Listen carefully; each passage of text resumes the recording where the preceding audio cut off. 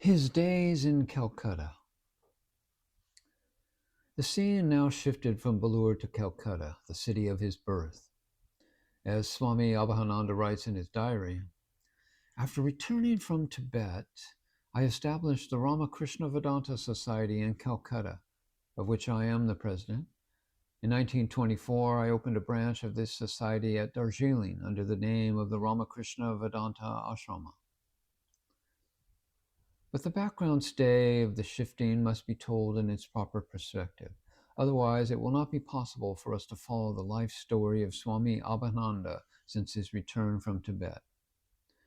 In the first instance, let us see what were the actual and exact reasons that prompted him to choose Calcutta as the center of his future activities. When he returned from America, he returned with a load of a huge number of books and furniture and a pile of his manuscripts relating to his innumerable speeches and writings, which were to be processed before publishing into book form. Those things so long remained almost unpacked from want of adequate space in the monastery at Belur. The Ramakrishna Mission headquarters in those days had limited number of rooms, and as such it became difficult to provide Abhedananda with a suitable and even sizable space. Initially, there was a proposal which had the sanction of Swami Brahmananda before his death to have a new story constructed over the guest house to afford the requisite accommodation to Abhedananda, and for which the latter was prepared to bear all the expenses. But when an objection to it came from the side of the donors of the guest house, the project had to be abandoned. It was at this time that Swami Abhedananda held consultations with his two Gurubhais, Swami Shivananda, who was then president, taking over for Brahmananda, and Swami Sharadananda. He proposed to them that since there was difficulty of accommodation at the headquarters of the mission, it would be proper for him to shift to Calcutta and settle there and to carry on his own activities. It is on record that both Shivananda and Sharadananda had given their consent to this proposal, and accordingly efforts were being made from the beginning of 1923 to find out a suitable house for Swami Abhedananda in Calcutta. Yet there were other reasons for his choice of Calcutta as the center of his future work. It could be safely presumed that when he returned to India from America, he must have had some plans of his own, the realization of which needed a separate establishment, if not altogether a separate organization outside the order. It was one of the trustees of the Belur Muth, and as such, there was no question of his disassociating from the parent body. We all know that till the last days of his life, Swami Abhedananda always claimed himself as a humble spiritual son of Sri Ramakrishna, and Calcutta was a place associated with innumerable memories of the life of the master, which Belur Muth could not claim. The city was sanctified not only by Ramakrishna's frequent visits to the houses of various devotees, but some of the last days of his life were actually spent here. And even the master passed away at a place which is situated just on the fringe of the city. Thus, the very atmosphere of this metropolis of Bengal breathed something that emanated from the direct association of the master. It therefore seemed to Abhedananda that there could be no ideal place for him to spend the rest of his life than in Calcutta. But it was not only the association of Sri Ramakrishna with the city that was of chief consideration with him in this matter. Calcutta was the pivotal place of the Renaissance of which Swami Abhedananda was a brilliant product. Since the days of Ram Mohan Roy, the city has witnessed many social, cultural, and religious movements which had produced far-reaching effects on the rest of India. The city has had the privilege of passing through different stages of Renaissance and Reformation in all the fields of national awakening since the beginning of the 20th century. Abhedananda knew better than anybody else that great cities not only produce great men, but they also generate great movements, which in their turn bring new epochs. All this and many other considerations must have weighed in his mind when he intended to lay anew the cornerstones and foundations to his work in the city of his birth as testimony to his master. It was but natural on the part of Swami Abhedananda to make himself available to one and all, and also to widen the field of his future work. It is therefore not correct to say that there was any ill feeling between himself and his brother disciples, or any breach with them, or that any injustice was done to him during the time when certain changes were made in the administration of affairs at the Belur Muth following the departure of Swami Brahmananda. Nothing of the sort ever happened. Yet it is unfortunate that Swami Abhedananda's stay at Calcutta, aloof from the Belur Muth, gave rise to various conjectures which have found no foundation. Some ignorant people, and even scholars like Christopher Isherwood and others, to whom Abhedananda appears to be an individualist, were entirely wrong in their supposition that since he was a man of independent spirit, it ill suited Swami Abhedananda to remain at Belur in the company of his brother disciples. Such assumptions and presumptions are really far-fetched on the part of whose idle fancy can hardly measure the statues of the disciples of Ramakrishna or fathom their spiritual attainments. There might be some apparent differences of views among them, or in their modes of life and methods of work, but collectively they represented a homogeneous unit, reflecting the glory of their master, and also the spirit of the brotherhood of monks that held them together forever.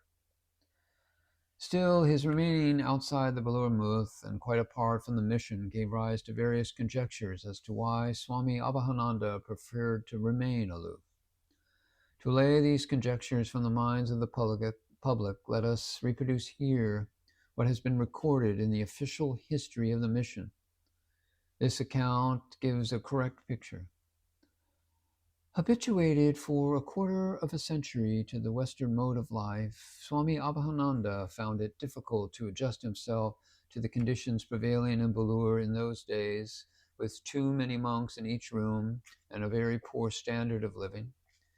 He pleaded with Swami Brahmananda to put up an upper story over the guest house for him at his own expense. After the demise of Swami Brahmananda, Swami Abhedananda entrusted this work to another Swami, and then left for Shillong. The proceedings of the trustees' meetings dated June 13, 1922 record, while the construction was going on, complaints were lodged by some donors, several mission members, and a guest, that on no account any private residential quarters be allowed to be built on the guest house. So the trustees decided that Swami Abhedananda be offered the library room of the Muth for his own use as long as his quarters are not built in another site. Accordingly, Swami Abhedananda was informed by Swami Sharadananda that as the guest house was meant for guests, it would not be proper to build on it a permanent residence for him. Swami Abhedananda's problem of accommodation therefore remained unsolved. In the meantime, he planned a long tour of Kashmir and Tibet, and he started on that quite soon and returned to Calcutta on December 11th, 1922. He then decided to live in Calcutta all by himself from February 1923 onwards, when he leased premises at Moshe Bazar Street, which is now called Keshap Sen Street. He started the Vedanta Society, working along his own lines. Personal monastic disciples gathered round him one by one. As yet, it was not a split. Swami Abhedananda himself maintained the best of friendly relations with the monks of Belur Muth and its branches, who in their turn paid him frequent visits. Besides, he continued to be a trustee of the Muth and therefore a member of the governing body of the mission till the last day, though with advancing age it became increasingly difficult for him to go to the Muth to attend the meetings, and during the last years he ceased altogether to attend them. Thus, in spite of his having a society of his own and with his headquarters in Calcutta since the beginning of 1923, it is not correct to say or suppose that Abhedananda ceased all connection with the Ramakrishna Movement mission, as some would seem to believe. The institutions, the Ramakrishna Movement mission on one side and the Vedanta Society of Abhedananda on the other, appeared distinctly separate bodies, although Sri Ramakrishna was the common deity and the ideals of universal religion based on Vedanta were the common goal of both. So there was never any unfriendly feelings between the two, for it is on record that the senior swamis of the Belur Muth used to pay occasional visits to Calcutta. Thus, the feeling of love and cordiality between them was never lost, which is a positive proof, if any proof is needed, of the eternal bond between the sons of Sri Ramakrishna that came out of the Brotherhood of Monks, which was founded on that memorable day at Anpur, following the passing away of their master, Sri Ramakrishna, whose living presence they always felt, and which in fact remained as the golden link between them. So viewed spiritually and judging historically, it can be concluded that the Belur Muth and the Vedanta Society of Abhedananda are nothing but two distinct centers, duly sanctified by Sri Ramakrishna, from where emanate the white radiance of truth and universal religion. We now enter into a new phase of Swami Abhedananda's life in which he played the role of nation builder, and as such it deserves our close study. If the best part of his life was spent in the West and preaching the universal message of Vedanta, the matured years of his life were spent in the task of nation building in India, which was of paramount necessity in the 1920s. A new epoch had then started in Bengal with the emergence of Deshabandhu Das as the new political leader of the country. As we have already indicated, Abhedananda returned to India at a time when a great tidal wave of national awakening was sweeping through the length and breadth of India. It was, in fact, an upsurge of the people's spirit in India. We are not concerned here with the history of that upsurge. What struck thousands of ordinary men and women were touched with a new spirit of hope, an endeavor, and a galaxy of stars that then appeared in the political firmament of India. Deshabandhu Das was one such personality of the first magnitude. Here a few words about this great son of Bengal, who himself was very much impressed by the stature of Swami Abhedananda when he met him frequently in Calcutta, and also by his pronounced views, may not altogether be out of place. Deshabandhu was active in politics for barely 6 years, and he established himself in the heart of the Indian people as one of their greatest leaders. What is still more remarkable is he arose within a brief period from agitational politics to statesmanship of the highest order. This might seem surprising only to those who do not know that his whole life had been a preparation for this consummation. He had the special genius of using the instrument of British law to India's national interest. Almost amongst one of the richest men in India, changed to one who had barely anything which he could call his own. Almost overnight, he was Mr. Das, barrister at law, having a princely practice, and he became Deshabandhu Das, the friend and servant of his country and his people. It was therefore quite natural for Abhedananda to be attracted to him, and vice versa. Besides Deshabandhu, there were other notable personalities like J.C. Bose, Ashutosh Mukherjee, and P.C. Roy, who were more or less attracted to Swami Abhedananda since his return to India, and through his public speeches in and around Calcutta, they must have been aroused to a great interest. For Abhedananda spoke less of religion and philosophy and more about the need of the day, which was, of course, the regeneration of the young people of India. Thus, the period of his life from 1923 till the end has a remarkable significance in the contemporary history of Bengal. From the contemporary reports, we gather that within a very short time after he settled in Calcutta, Abhedananda became a patent force in the life of the nation, and also a much sought-after person. Invitations began to come from various cultural and religious bodies such as the Mahabodhi Society, the Brahmo Samaj, the Vivekananda Society, and many university institutions. And he had to respond to these invitations because he now regarded that as an ability to rouse the nation from inertia and to give it a proper direction. And this was first and foremost a task to which he now set himself wholeheartedly. As in the West, in the prime of his youth, so now in his own country and amongst his own people, Swami Abhedananda spent an intensely active life, the full story of which is yet to be recorded. During this period, most of his time was spent chiefly in Calcutta and at Darjeeling. But it was in Calcutta where daily increased his field of activity. In the morning and in the afternoon hours, there would be a stream of visitors, which consisted of the leading people of the city and even Christian missionaries. The Lord Bishop of Calcutta was a particular friend of Swami Abhedananda and paid frequent visits to his place. He remained for 2.5 months at the Macha Bazar residence, where all his personal belongings were carried from Belur, chiefly by a group of enthusiastic college students. Later on, he shifted his residence to number 11 Eden Hospital Lane, which witnessed the birth of the Ramakrishna Vedanta Society, and thus was fulfilled one of the cherished dreams of Swami Abhedananda. There should be a center in the heart of Calcutta from where he would be able to preach the message of his master, Sri Ramakrishna, so that he would become a living truth with the people, and the ideals of the great Vivekananda must inspire one and all, and no other place seemed to him suitable for this purpose other than Calcutta.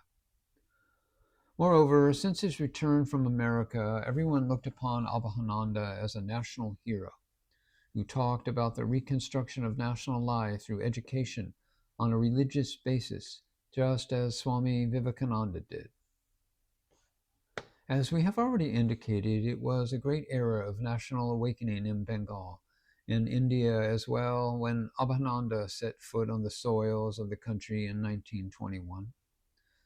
So was the case with him during the earlier visit to India in 1906, when there was a great tidal wave of the Swadeshi movement in Bengal. So it was quite in the fitness of the time that the Ramakrishna Vedanta Society, afterwards known as the Ramakrishna Vedanta Movement, came into existence in Calcutta to supply the fundamental spiritual urge directing the national life at that momentous period of the country. It was at number 11 Eden Hospital Lane that the real foundation of the society was laid, and where regular classes were held for the benefit of the aspirants. Some of his future disciples, who afterwards adopted the monastic life, also began to gather around him from this time. There were frequent lectures, which were mostly attended by the students. A special room at the Eden Hospital Lane was set aside where arrangements for regular worship of the Master was carried on under his instruction. The magnificent painting of Sri Ramakrishna, as drawn by Frank Dvorak, was placed on the altar.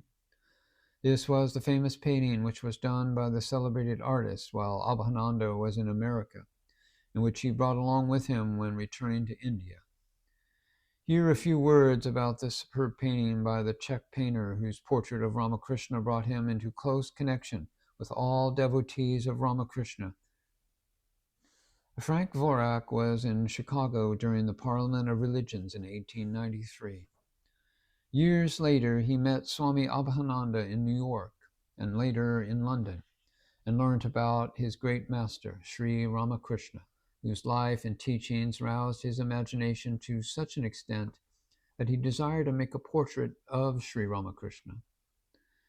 The first portrait was drawn from an experience of a vision, and when Dvorak produced that before Abhedananda, Abhedananda then showed him a photo of Sri Ramakrishna, and he also supplied him with all the available photos of the master that were taken during his lifetime. Swami Shardananda also inspired Dvorak in drawing a portrait of Sri Ramakrishna.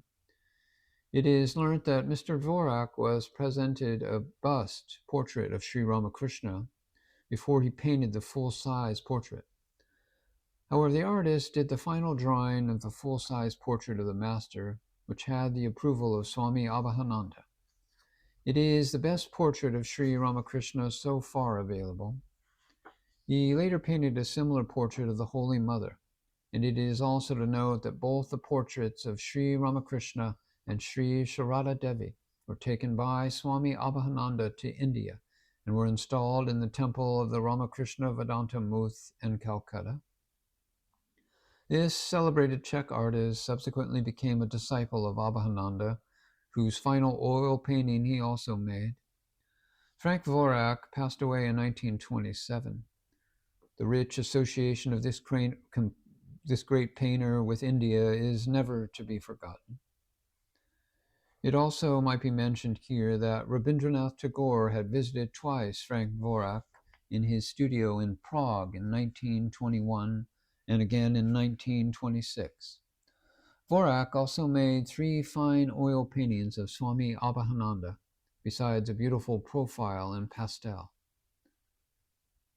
He was a gifted painter of rare talent. Thus once remarked the Swami while speaking of Dvorak. It was in May 1923 that Swami Abhedananda went to visit Darjeeling in the company with one of his disciples. Years ago, after the passing away of the master, he was attacked with malignant malaria.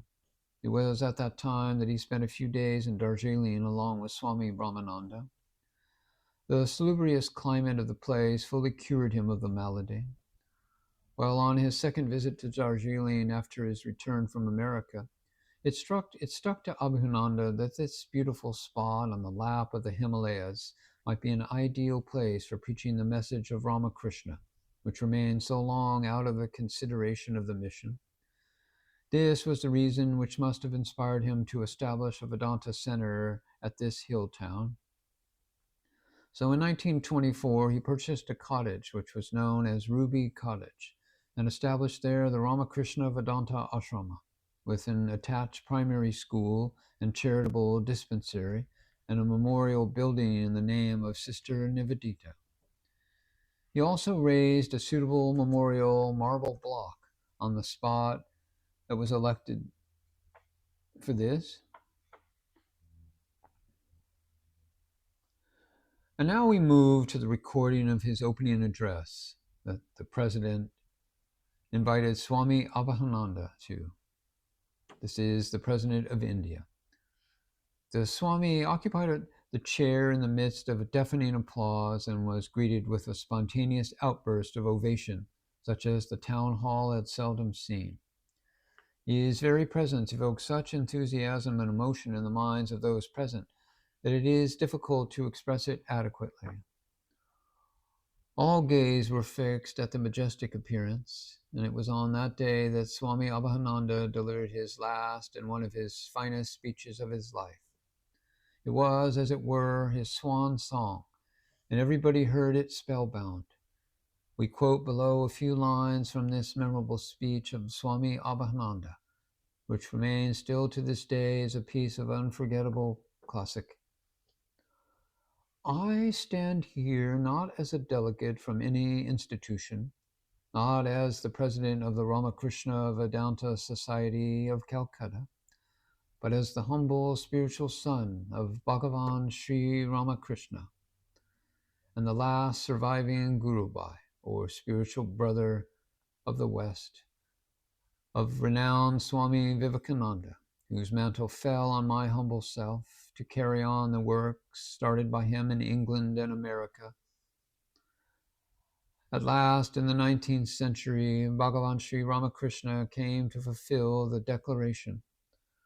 He said, "Whosoever comes to me through whatsoever path I reach him." All men are struggling in the various paths of religion, which ultimately lead to the one almighty Lord of the universe.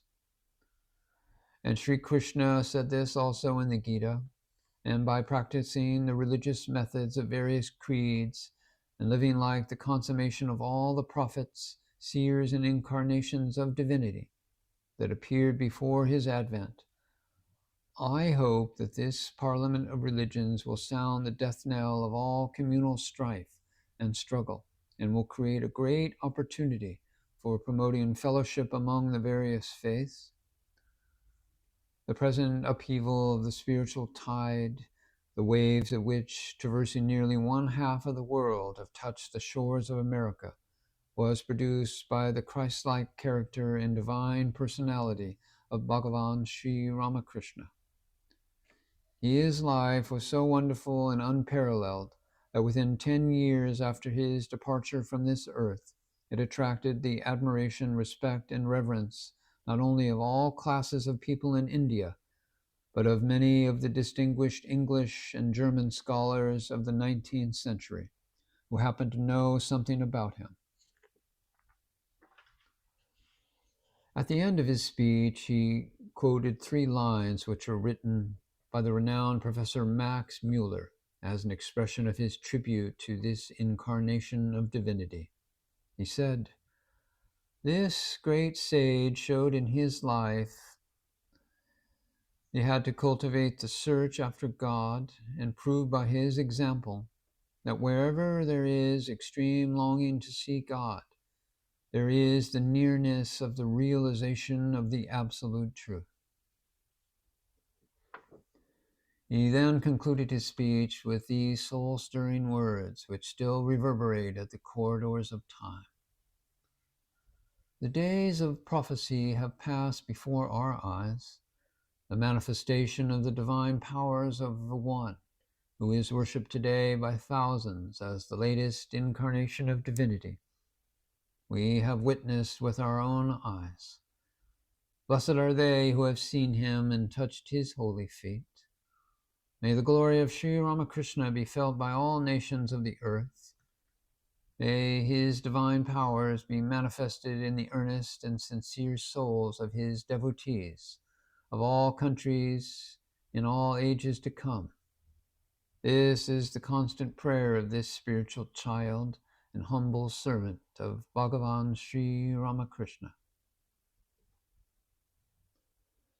Viewed historically, we cannot fail to grope the significance of this utterance from the lips of one whose life was but a living commentary of his beloved master. Perhaps no other disciple of Sri Ramakrishna has fulfilled his life's mission in the way as did Abhedananda, who lived a fairly long and eventful life.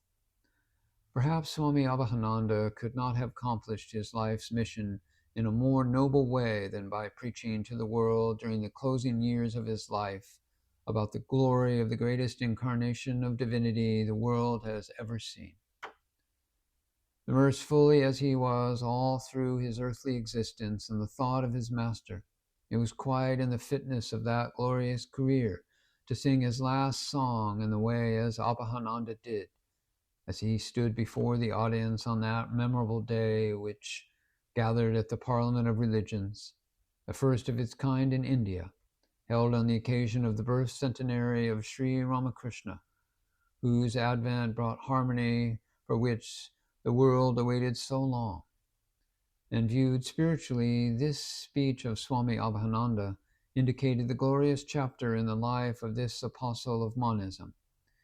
He did not utter a single word of Vedanta, nor did he speak of religion or philosophy, but simply declared in no unemphatic words the spiritual greatness of his master, Sri Ramakrishna.